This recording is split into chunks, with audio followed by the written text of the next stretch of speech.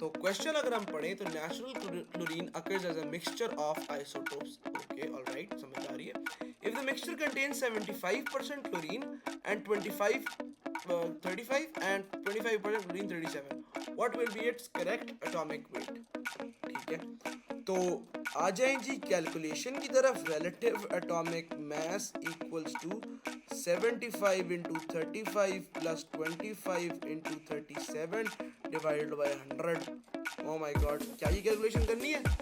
मैंने जब कह दिया है कैलकुलेशन नहीं करनी तो इसका मतलब है कैलकुलेशन नहीं करनी. आ जाए अपने इजी मेथड की तरफ. अब वो मेथड है क्या? अब वो मेथड ये है, हम पहले एवरेज को समझते हैं.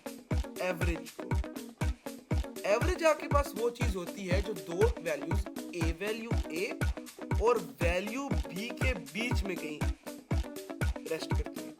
तो यहाँ पर 35 है और 37. इसका मतलब है कि इन दोनों वैल्यूज के बीच में एक वैल्यू होगी, ना 37 से ज्यादा ना 35 से कम. तो आइए इन में से राइट आंसर को ढूंढते हैं. पहले देखते हैं हम 72. क्या 72 37 से ज्यादा है? हाँ, तो ये ऑप्शन हो सकता है. नहीं, क्रॉस. 70 जो है वो 37 से ज्यादा है. द आंसर इज यस, तो ये ऑप्शन इज नो. क्या 34 37 से ज्यादा है? नहीं. लेकिन क्या ये 35 से कम है? हाँ, तो क्वेश्चन क्रॉस. अब बात करते हैं 35.5 की.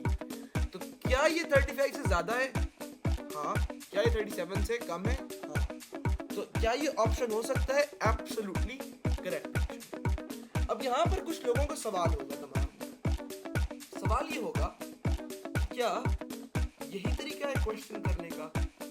क्या कोई और तरह का क्वेश्चन नहीं आ सकता?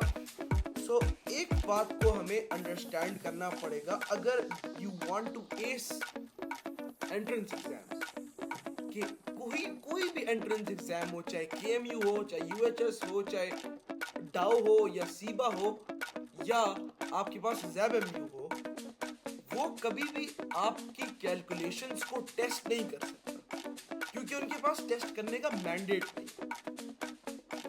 जब भी उन्होंने आपको कैलकुलेशन देनी होगी